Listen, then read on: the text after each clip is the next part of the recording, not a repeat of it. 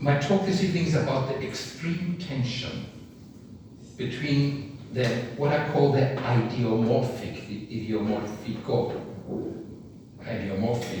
and the geographical, that have been exacerbated by the bigger tensions in the contemporary world, what you call the grave new world. To explain what I mean needs some patience, and I beg you to be a little bit patient because I will arrive at it. Firstly, it is about the crumbling of the old imperial world. Secondly, it's the emergence of a multipolar dynamic which irritates the G7 and the European Union to no end.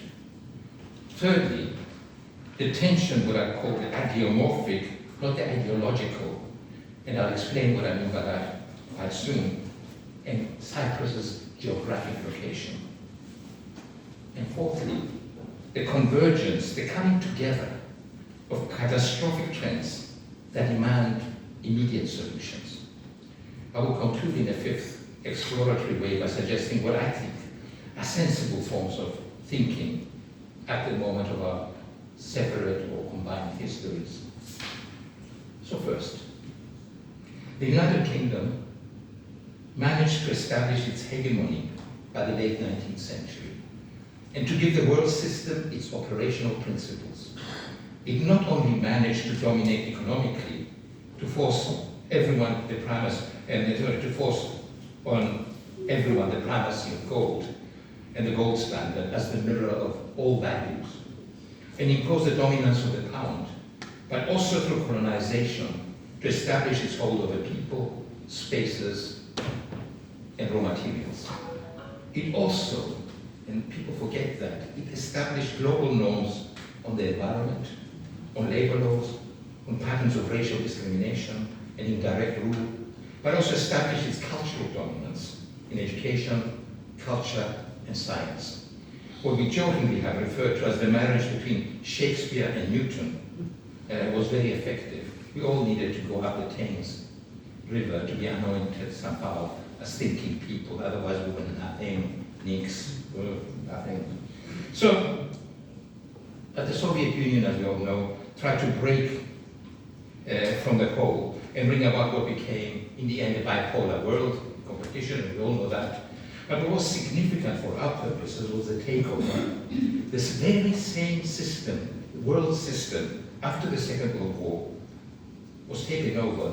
The relay stick was passed over to the United States or America to establish its own hegemony over the capitalist world system. And the USA was to win the Cold War, as we all know, and emerge as the aspirant leader of a unipolar world. But it failed. And although its military power has not waned, and we all should be scared about it, both its system and the rules that undergird and underpin its attempts at hegemony are beginning to crumble. But so are all the institutions that were supposed to create a Pacific world.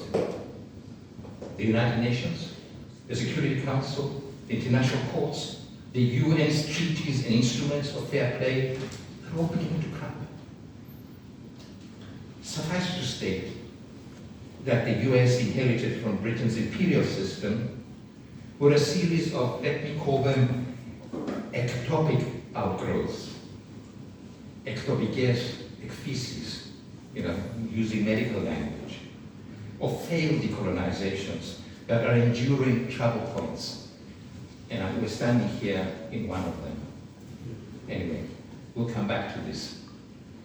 Secondly, what has emerged instead recently is a drive towards a multipolar world. So what happened? The USA did try to establish a rules-based system that would guarantee its dominant ideas and interests. It worked very hard at it. Feeling empowered by the Washington Consensus and the centrality in the developing world of the World Bank and the IMF, it had everybody subscribe to GATT, the General Agreement on Trade and Tariffs, and made everyone join the World Trade Organization. And everybody, including China, were made signatories. And the ideas of free trade and globalization became the enchanting story of our times. Remember, you all used to talk about globalization, the free movement of goods, people, information, communications, financial transactions, and so on. But it hit a wall. And it's not so well advertised.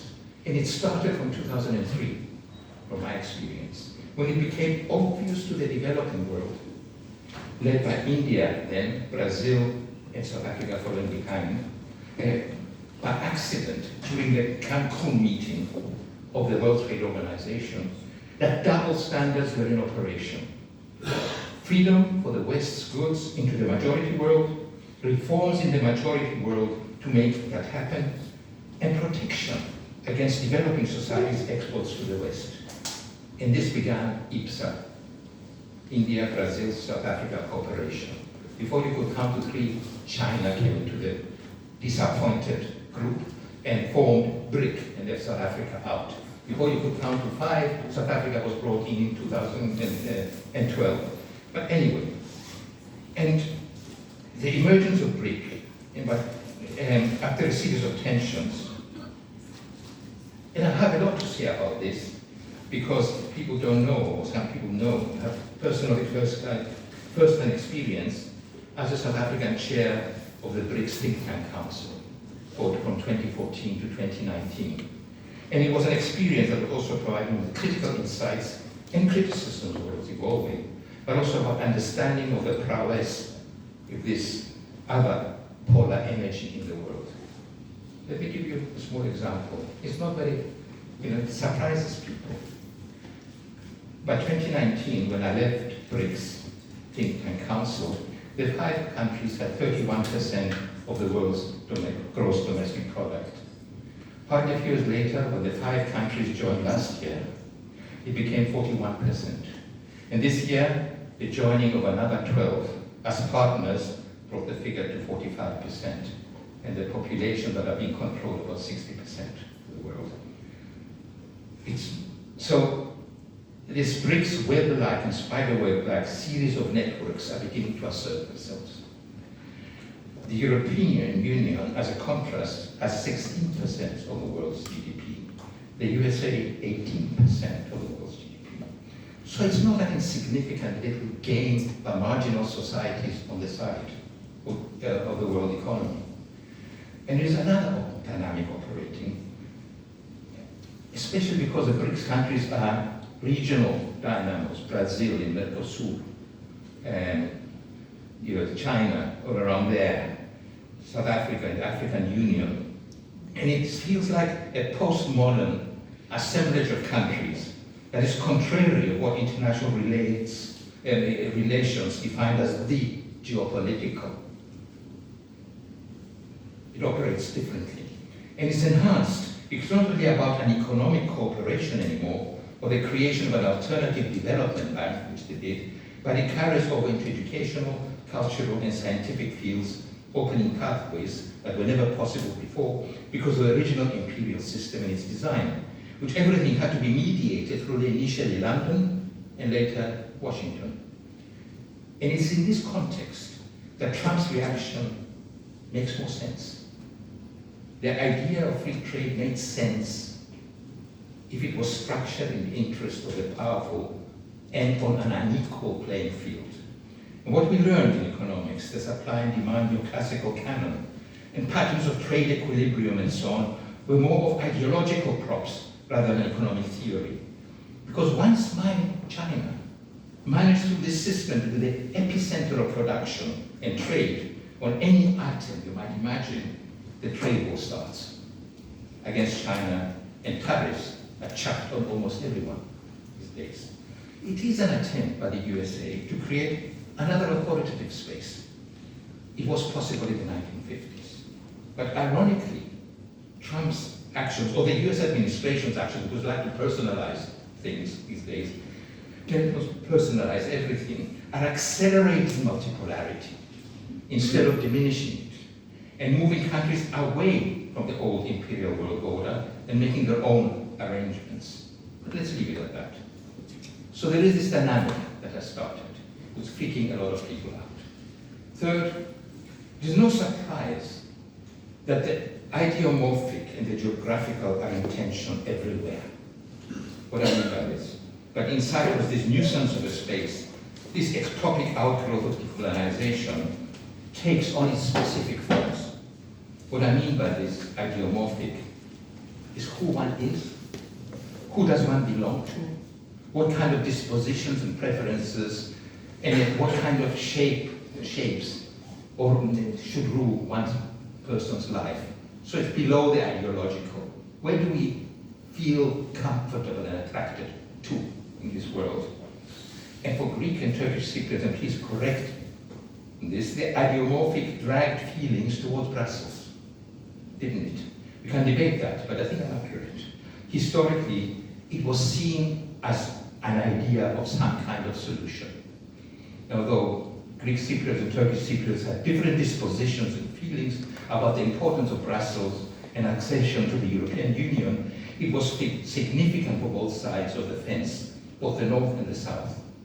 And okay, my Greek Cypriot friends felt more secure there, secure against the Geneva mishaps that might have happened and happened, a protection from Turkey's imagined or real threat, and advantages Turkey is getting vis-à-vis Europe, Middle East, and other places. To many Turkish Cypriots on the other side of the border, it meant a more secular, free movement in a world that could be seen as very beneficial for people's life chances and voted overwhelmingly, both for accession and for the Annan Plan. So, and Annan Plan was something that could have made that happen despite its obvious flaws. And we can spend the whole night arguing about this was flawed and that was flawed. But that was an opportunity there. So for my Greek Cypriot friends, it was also about the Hellenic origin of Europe, and therefore Greek Cypriots would easily incline westwards. And the quality of this historical experience and ideas about enosis could be fulfilled through the European Union, somehow, mildly, not as strongly as people were shouting in the 50s. And all you need is a ferry to get to the Parthenon. For Turkish Cypriots, it was a different desire. I don't want to speak for Turkish Cypriots what the desire was, but there was a desire. And I catch myself remembering how I had argued then, once upon a time, that Europe and the European accession could have offered to the island the third space through which reunification and coexistence could have happened. But this did not happen. My point is that, apart from the ideomorphic, the geographic location keeps Cyprus on the absolute margin of the European space. It's occupying an Euro-Afro-Asian geographical space in the most eastern part of the Mediterranean, in the so-called Middle East, the wrong expression, but it is very important in any consideration in the current period. It's a space where trade wars are also becoming military adventures, where genocides are happening, where Syria is under serious instability, where Turkey has joined the new trade wings, but still remains in NATO.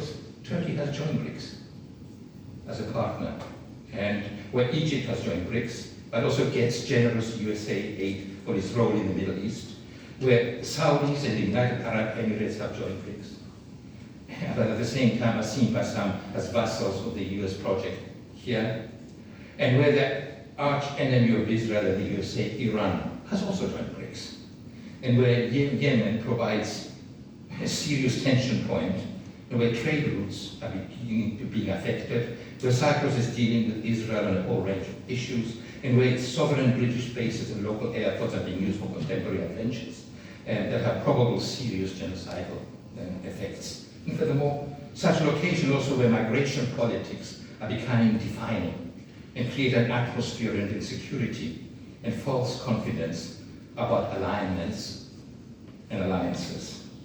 And of course, we need not bring up the idea that fossil fuels in the short term will offer some kind of solution because of what is hiding under those calm waves that attract tourists to the island. So my point is that whereas the ideomorphic pulls towards Europe, at the same time the tensions are not in Brussels, somewhere else geographically. And Cyprus and Cypriots have a very unique way of owning these tensions.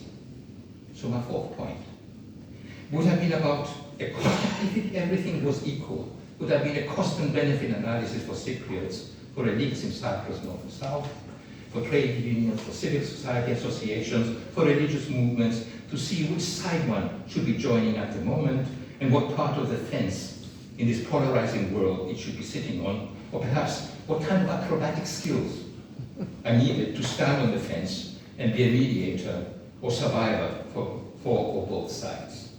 And it was not for a series of catastrophic trends that are beginning to converge, that will really put pressure on decision-making in the very near future. Academically and research-wise, a team of us have been focusing for some time on critical zones that have become flashpoints as these crises converge. Environmental and health ones, the increase of armed conflicts and the rise of armament payments, the economic crises, the rise of populist and neo-fascist movements that manufacture and produce new insecurities are converging in peculiar ways. And if we're going to be brief about this, there are tipping points on this map, on the planet, that can be easily identified with a patch on the map in terms of our methodology are turning purple. Cyprus is not quite there, don't worry.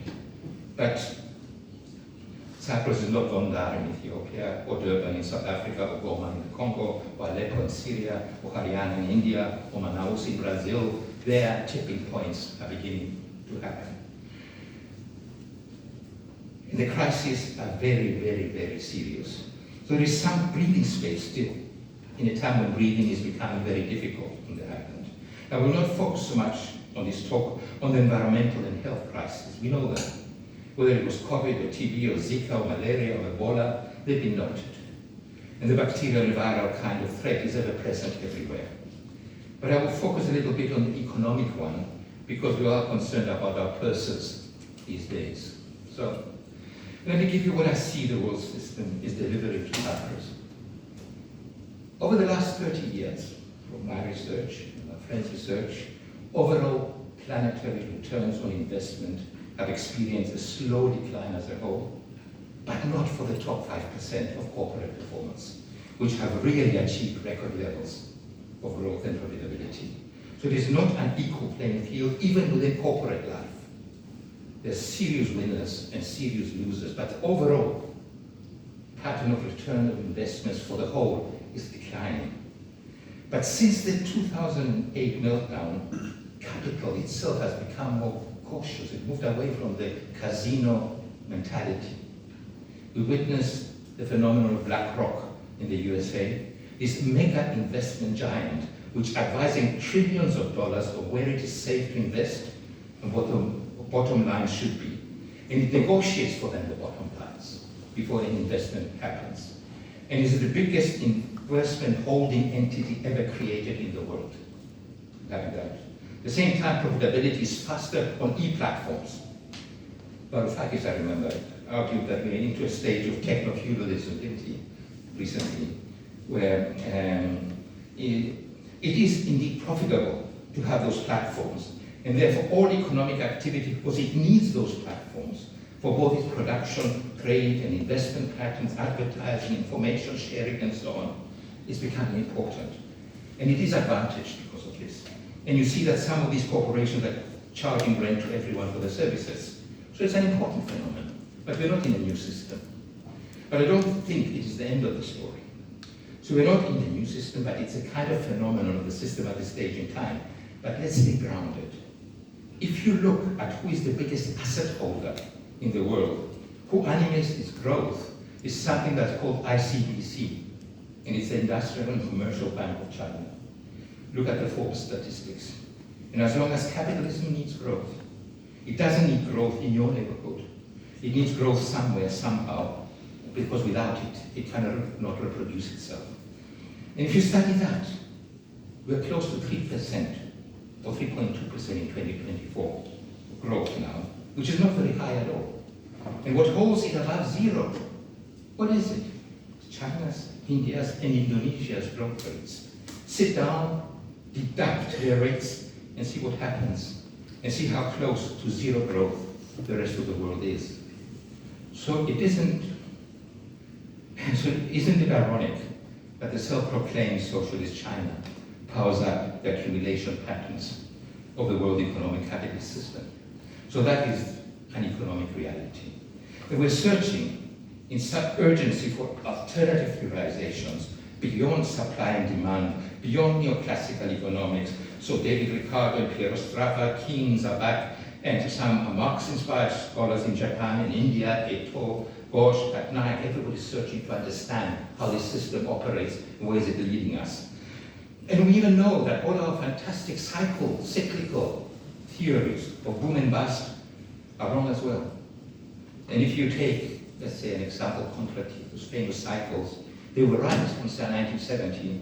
It was kind of down phase, where a lot of shading, destructive shading was going to happen, followed by the highs of the 2000s, according to that theory. But the highs of the 2000s caused the biggest economic crisis and meltdown in the world and bringing around unpredictability. So even our friend Walden Bello predicted also that China was in the end a paper tiger and would have collapsed 5 years ago over this over-monetization of the world economy, and it didn't happen.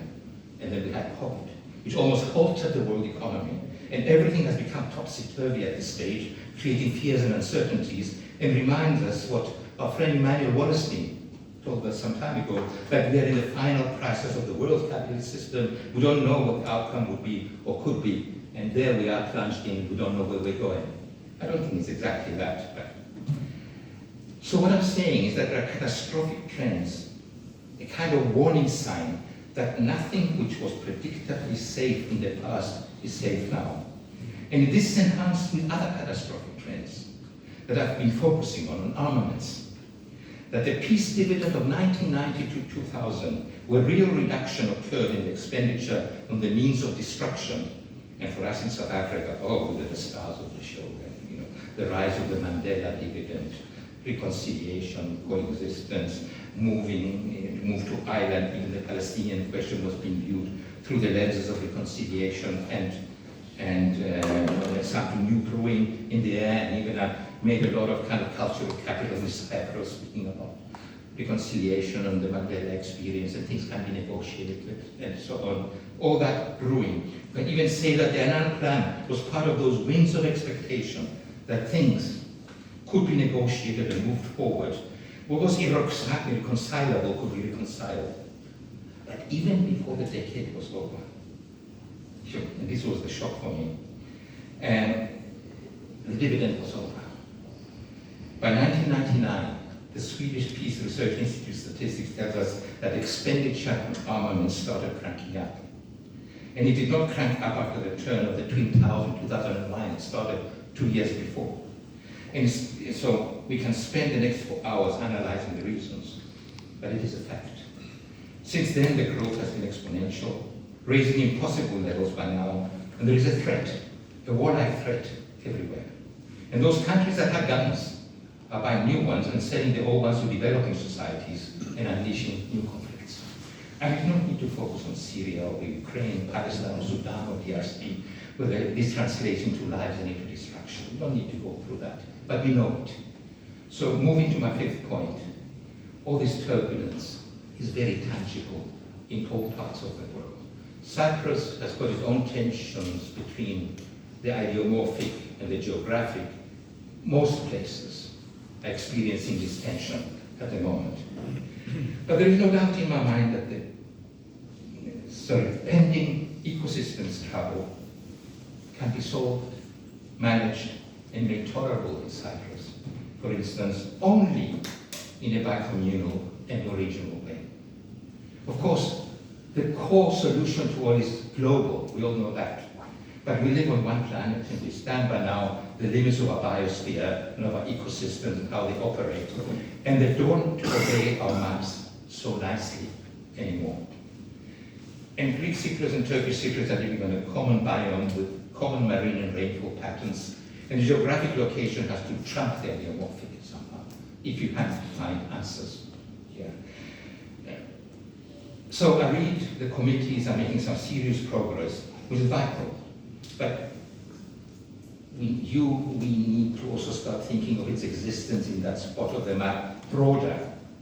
There is really Egypt, there's Lebanon, there's Israel, there's Syria, there's Turkey, in common fate in terms of these climatic patterns. And people better start talking very seriously. It's not a tipping point yet, but there have been tipping points.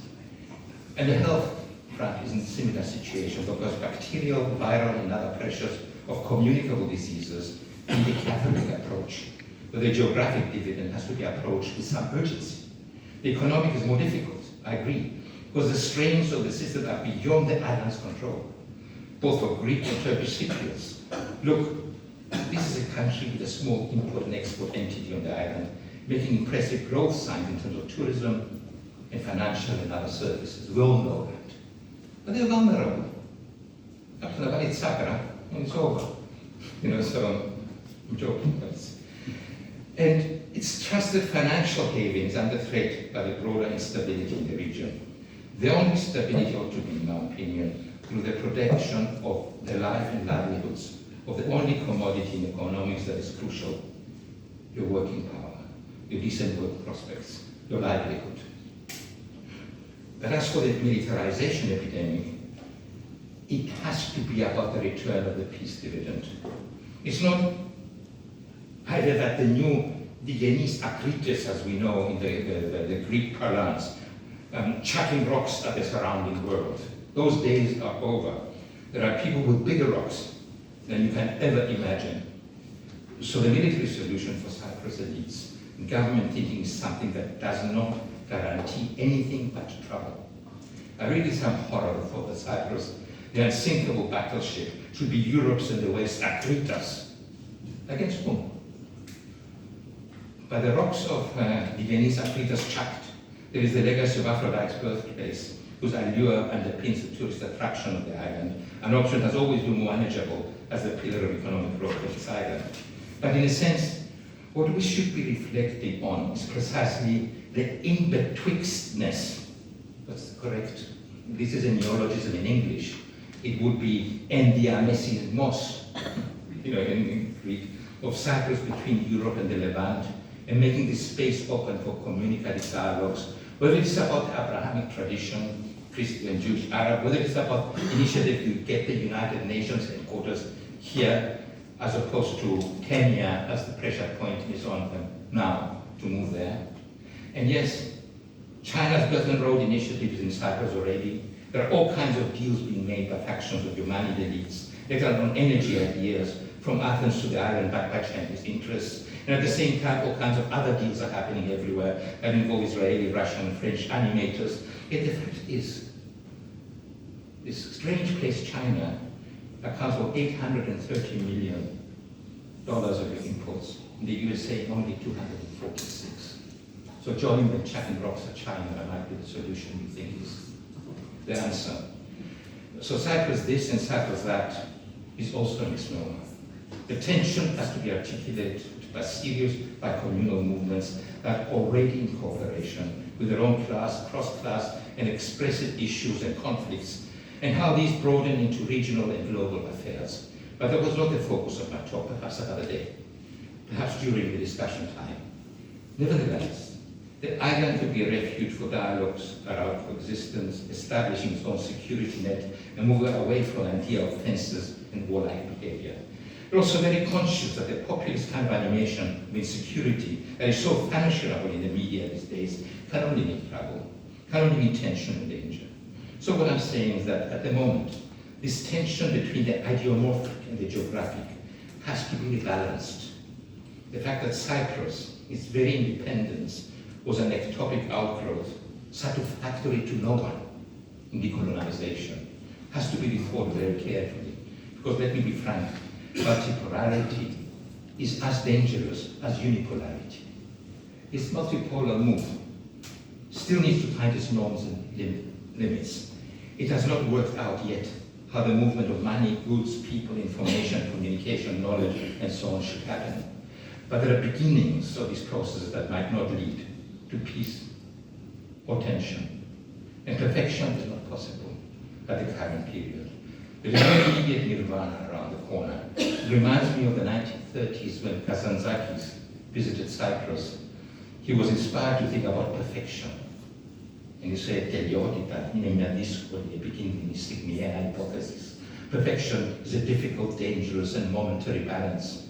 Perfection is impossible at the moment, but a fair balance is possible.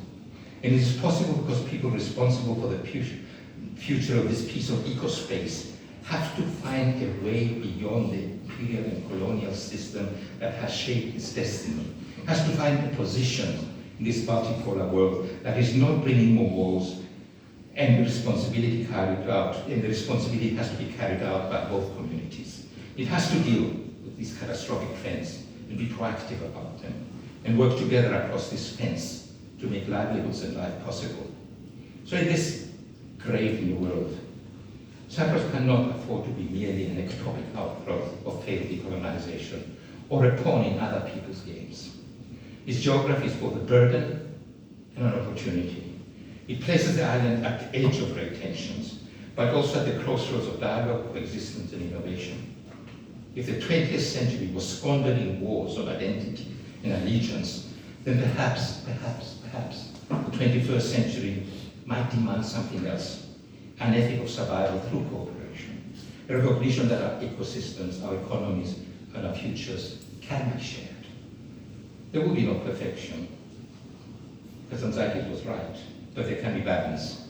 And balance in this moment of converging crises may be the most radical and responsible achievement of all. Thank you.